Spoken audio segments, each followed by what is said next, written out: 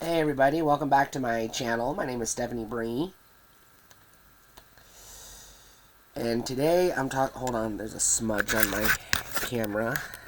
Did that fix it? No, that made it worse.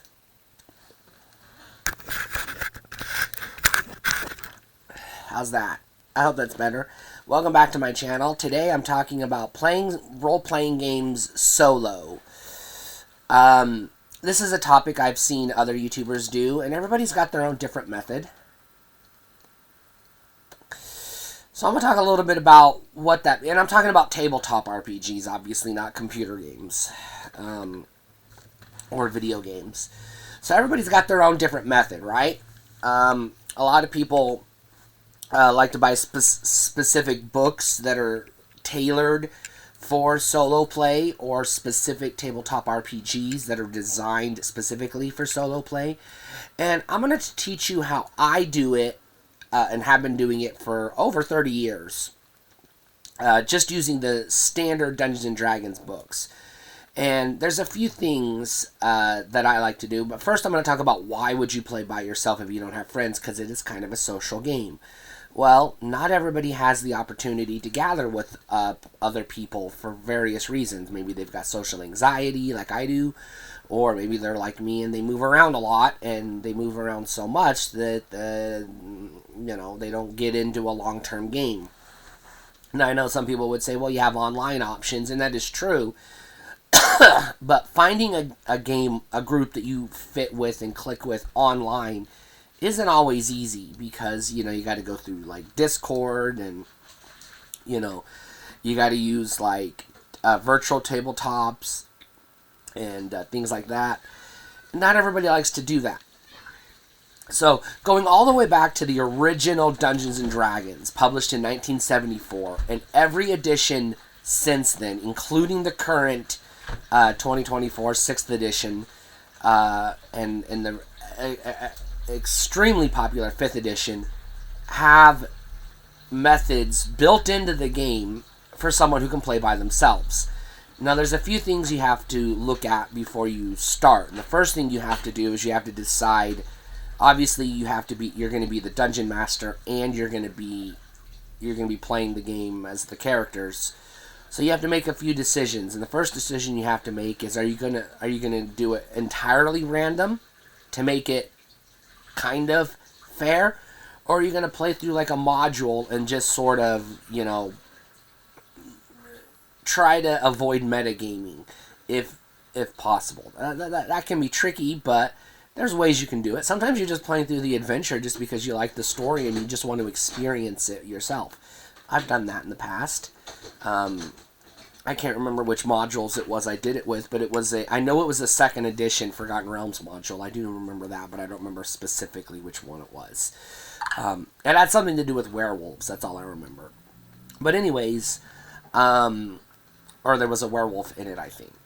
But anyways, so the one thing that the games have built in is basically they have tools in the Dungeon Master's Guide, and sometimes in some of the supplements, but always in the Dungeon Master section of the books if you're playing like original D&D or basic D&D, for creating random dungeons. There's guidelines for like, here, create a grid, and then here's some tables, and you can place things. So you can follow that method. So you're like, okay, well, I'm just going to use the random generator to random generate. Okay, this room is going to have, this thing in it, and you're going to roll on the tables to see what's in it, and then you're going to role play the characters and see how things go. Another thing that all of editions of Dungeons and Dragons have is what's known as the random encounter tables. Usually these are monsters. Sometimes they can be friendly, but it's usually like, after a certain period of time, you roll for a random encounter, and then you get that. So that's another way you could use the tools that are built into the game. Now, there's a couple of things you have to internally decide. First of all, you have to decide how loosely are you going to interpret the rules. Are you going to be, because you're going to be dungeon master and role-playing the characters. So you got to decide, well, is my goal to try to keep the players alive because I want to complete the adventure, Or is my goal to see what, this combat scenario might look like and see how challenging it can be? You have a few other decisions to make. Obviously, you're not going to really be role-playing story stuff too much. This type of play is more suited for if you're just really into dungeon crawling and combat, collecting treasure and experience points and throwing fireballs and stuff like that. So, you have to also decide how strict are you going to be with the dice? Are you going to allow rerolls? Are you going to allow advantage and disadvantage? Now, older editions of Dungeons & Dragons did not have advantage and disadvantage necessarily built into the rules, but there were some types of scenarios where you could get a second roll. Now, those were heavily dependent on very specific situations triggering that optional rule in some cases.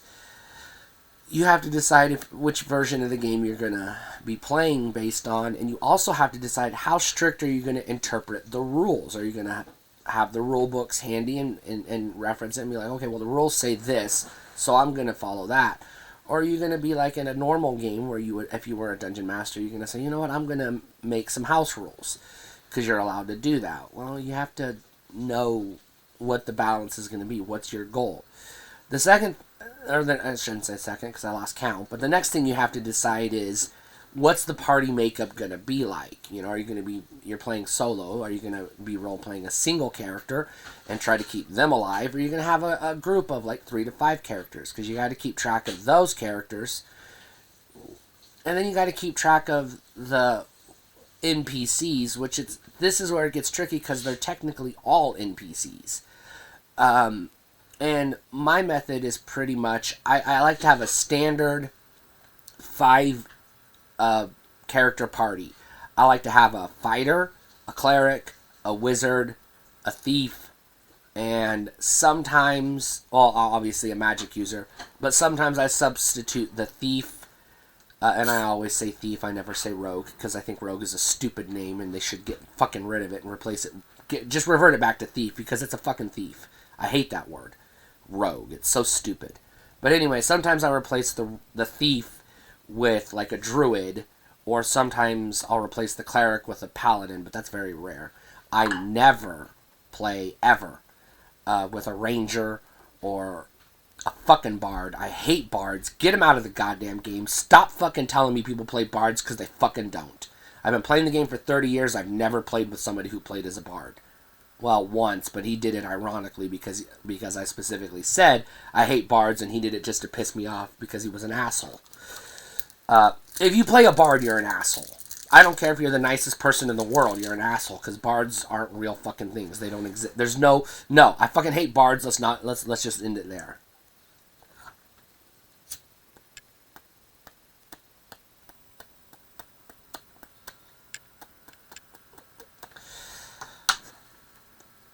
Now, I tend to have the standard party, but I also like to help them get equipped. So I always start everybody off with 1 or 2 extra, just, items to help them out, and I always give them a couple of health potions. The other thing I like to do is make +1 swords and weapons available in the first layer of the dungeon, level of the dungeon. According to the old vernacular that D&D uses.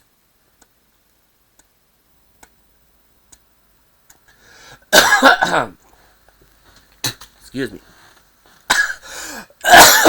Ooh.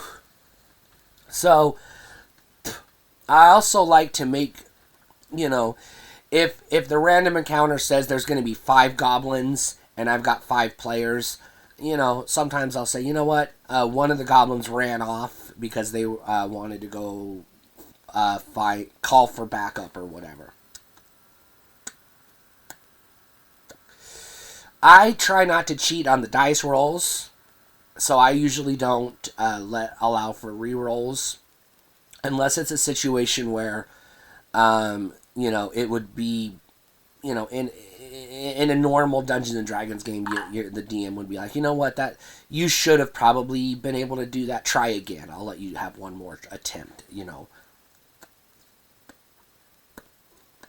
Now I do ignore things like, your normal skill checks, and like encumbrance, and I make sure the players have food, but I don't like make them keep track of it. I just make sure it's in their inventory. Um, and I don't do a lot of like worrying too much about time and distance and things like that. It's just like, well, the monsters are in the room with you. Let's just attack whatever monster you want, and we just assume everybody's in range as necessary. Now, I also don't play with miniatures in this type of game, and I don't advise it because then it's just like you're playing a board game by yourself, and that gets a little weird. I have done it. Yes, I've played Monopoly by myself because I don't socialize much and I don't have a lot of friends. But that's a whole heck of a lot more awkward than your standard, just it's kind of like sitting in your living room, the lights are out, and you're like bored, so you put on some mellow music and you just daydream some scenario or fantasy or whatever. People do that. That's pretty normal. So playing D&D by yourself is sort of similar to that, because at the end of the day, it's basically just make believe anyways. It's like kids on the playground at recess playing make believe. It's what they do. So that's a lot of what tabletop RPGs are like. Now, I can't really comment on other games, but I do know that Dungeons and Dragons is really well equipped for solo play if you know how to use the tools. Now, the game does say it's for 2 or more players in the rule books, but that's not necessarily the case. Even playing with 2 players, you have to make some adjustments and concessions. A lot of times, you have to either scale everything down, or you have to ask the player to keep track of hirelings or run the whole party themselves. That can be cumbersome for some players. Anyways, I'd like to know what are some of your tricks if you play solo, if you ever have, or what advice would you recommend to somebody who was attempting it. And if you do play a bard and you didn't like me calling you an asshole, go ahead and defend why you play a bard. I'd like to know. Stay cool.